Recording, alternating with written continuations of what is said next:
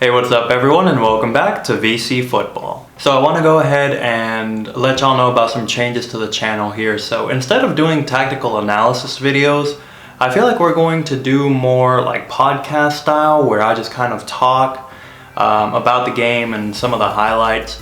And the reason I'm doing this is mostly because I feel like the tactical analysis videos are kind of hit or miss. The main reason is because with the tactical analysis videos, normally by the time I actually have the video out, I feel like most people have already either forgotten about the game or just aren't interested in it anymore.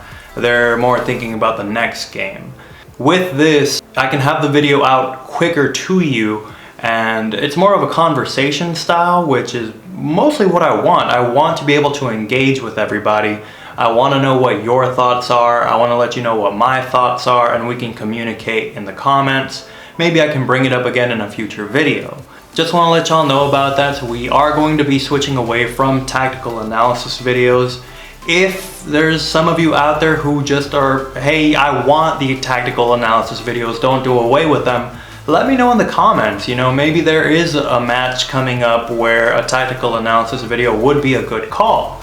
And let me know in the comments if you want to see one, and if it gets enough support, maybe it will be something I can do in the future. But for now, we're going to stick to this podcast style where I just kind of sit and talk with you guys, and we'll go over the match. So we had a big match here yesterday. Real Madrid was hosting Barcelona in El Clasico. And it was a very exciting match. I felt like it was great, very thrilling from start to end. Let's go ahead and get started there. First things first, I want to go over the first half, because it was really a game of halves. The first half, I felt like Barcelona completely dominated. And then the second half, Real Madrid, I don't know what Zidane told them in that locker room, but they definitely came out with a different mentality. In the first half, it looked like Real Madrid was on their way to losing everything in the span of a week, just like they did last season. They were basically kicked out of the Champions League, lost La Liga, and right of the Copa del Rey all in like 2 weeks.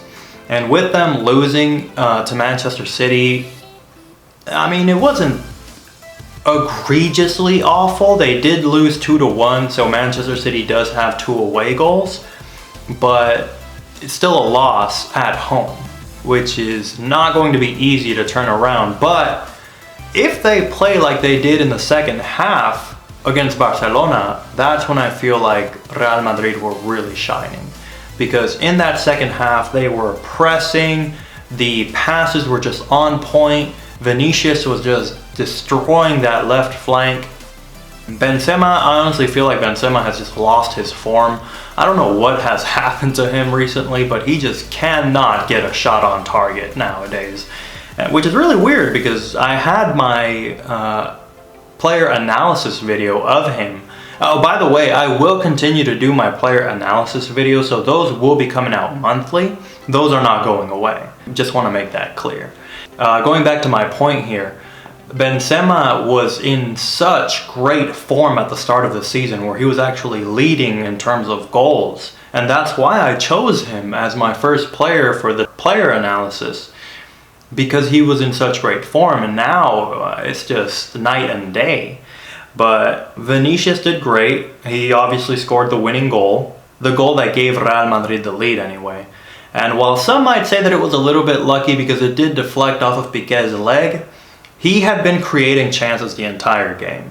And I felt like it was just bound to happen where, you know, something had to go his way. It's just a numbers game. Eventually, he had to have something go his way. Vinicius did a great job, and then Mariano came in, and within like a minute of being on the field, he goes and scores the second one. Now, granted, this wasn't stoppage time, so take that with a grain of salt, because by then, you know, you could argue that Barcelona had already said, you know what, we lost already, time's up.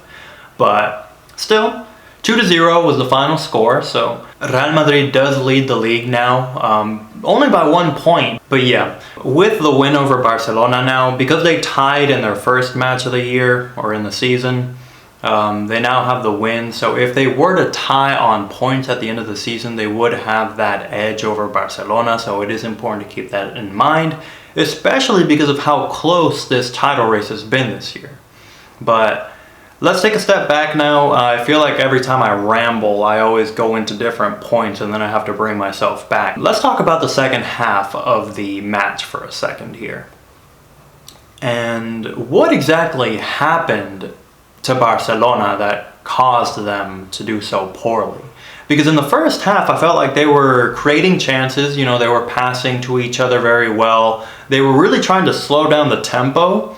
I felt like they knew that if they slowed down the tempo, really controlled possession, and stayed in Real Madrid's half, they would eventually break them down, wait for a mistake, and then capitalize on it. Whereas in the second half, Real Madrid kind of elongated the field. And you could really see this because you could see the difference in space between the midfield and defense, where they weren't really in sync anymore. Maybe it was also a problem with physicality. I felt like Real Madrid really pressed the intensity and Barcelona could not keep up. I feel like physically Barcelona got tired over the course of the game. I'm not sure if you all would agree, but I definitely would say that Barcelona was the slower team out there. And as far as tactics, I definitely feel like once Real Madrid pushed forward and started pressing Barcelona as they tried to play out from the back, Quique Setién had no answers to that, which is something I had talked about in some of my previous videos, especially in the Quique Setién video, where I did say his teams play out through the back regardless of what is going on in the game. If they do not play out from the back, Quique Setién is not happy. And it is Barcelona, so you would assume that they would be able to do that because they are known for their passing style. But I saw a lot of mistakes out there. I mean, I feel like they were really counting on Ter Stegen, and now Ter Stegen was having an amazing game up until the goals. I mean, his save on Isco's shot, it looked like Isco was just about to curl that sucker right into the upper corner, and somehow he got a hand on it. That was an amazing save. Ter Stegen, for me, is Barcelona's best player this season so far. Like, he never has a bad day at the office, I feel like. He was a bit unlucky for the first goal, and as far as the second one, maybe he was a little bit at fault because it did go in as a near post. But again, it was in stoppage time. By then, the match is pretty much over, and you can feel the mentality and the players shift once it gets into that 90th minute. Ter Stegen, best player of the season, for me anyway. For Barcelona. Anyway, going back to my point. See, I ramble a lot. See, this is my problem. But going back to my point that when Barcelona was playing out from the back, I felt like they were really counting on Ter Stegen to provide those key passes. Whether it was just being that third man in the back line with the center backs, or just crossing the ball over the midfield, over the attackers, so that he could get it to the midfield, Barcelona's midfield, and play out that way. But there were a lot of mistakes made. Real Madrid kept up the pressure. And I mean, it is true that they were playing at home. So keep in mind the atmosphere. You could see the confidence building in Real Madrid as the time wore on. Because Isco's shot that was about to curl in, you could see that was the momentum shift, because even Ter Stegen was just visibly furious with his back line. Like, how are you going to let him shoot like that? But a few minutes after that, Isco got another chance at goal where he headed the ball and Piqué had to clear it from the line. That was really the turning point in the match for me, because that is when the momentum shifted in Real Madrid's favor. That's when they really got the confidence to say, hey, we're really taking it to them. We need to capitalize now. And that's exactly what they did. I mean, Barcelona had their chances in the first half. The one that comes to mind, two come to mind right away. The one that Griezmann shot over, he was pretty much at the penalty mark, and he had scored from there, very similar position.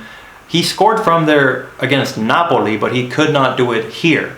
So, important to point that out. Griezmann had a very bad game. I was talking to a few people on Twitter, just, trying to get a gauge of what people thought. I was asking people who their man of the match was and who the worst player on the pitch was. I was talking to one gentleman and he was saying that Griezmann for him was the worst player on the pitch. And I mean, it's kind of hard not to argue that. I mean, he really didn't have an impact on the game.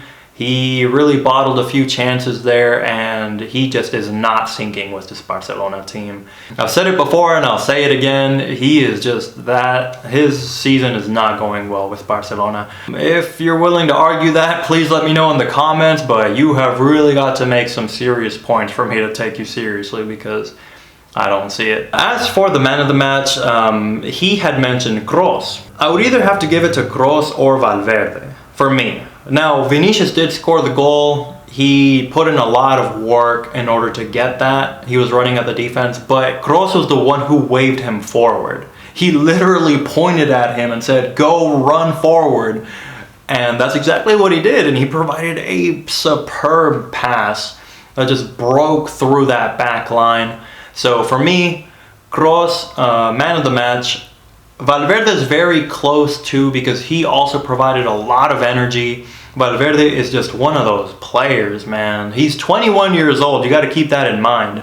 But he plays like a veteran. But he has the energy of a 21-year-old, and that's what makes him so great. He knows where to be, he knows what the passes to make. But man, like, he just plays so well. If you haven't checked out my player analysis video on Valverde, also check that one out. I'll leave a tag here somewhere. But alright guys, well, enough of my rambling for today. Y'all please let me know what y'all think about this new addition to the channel. We're trying to mix it up. Again, tactical analysis videos, I feel like they're just not doing all that well. Maybe some of these discussion videos, me just rambling on about the match, maybe y'all will like that a little bit more. But if you'd like to support the channel, please leave us a like. That always helps out with the YouTube algorithm, because y'all know we need those likes. Comment below. I really want to know what your thoughts are on the game. I really want to get a good discussion going, talking about the highlights. Maybe you disagree with me, maybe you agree. Either way, I want to know, because I always want to get other people's perspectives on the match. You know, maybe you saw something that I missed. Please let me know in the comments. And if y'all do enjoy this kind of discussion video, we will continue to do it more. I feel like it gets the videos out a lot faster after the match, so maybe I will just continue doing it based on that. But I will be more active on Twitter. I really want to get some discussions going. If you want to ask me questions, you can @ me, @VCFootball3. Maybe ask me a question and I can answer it here in the next video. Message me on Twitter, either, you know, @ me or send me a message asking me a question. I'll discuss it on the video, and you know, maybe we can keep it going in the comments afterwards. But guys, let me know what you think. Enough of my rambling for today. As always, I'll catch you in the next one. Peace. Oh wait, I forgot one thing. I wanted to bring up Piqué. The reason I want to bring up Piqué is because he had some very interesting things to say after the match. One of the things that Piqué said was that this Real Madrid team in the first half was the worst Real Madrid he has ever faced. And I thought that was very interesting, and it's actually not a very clever thing to say, because he's basically bashing on himself. Because if this is the worst Real Madrid team you've faced, how did you end up losing to them? And what does that say about you and your team? So let me know what you guys think. Was he just salty? I mean, obviously it hurts. They lost the leadership in the league. They lost that head-to-head record against Real Madrid. I think now they have like 93 wins compared to Barcelona's 92. So a lot of things were on the line with this Clasico, especially because Real Madrid did not look well as far as their form goes going into this. Like we had mentioned earlier, they had lost to Manchester City, they had lost a couple of points to Celta, they were kicked out of the Copa del Rey by Real Sociedad. So a lot of things going wrong here, and they still ended up on top. So let me know what you guys think though. Also, I wanted to ask y'all a question.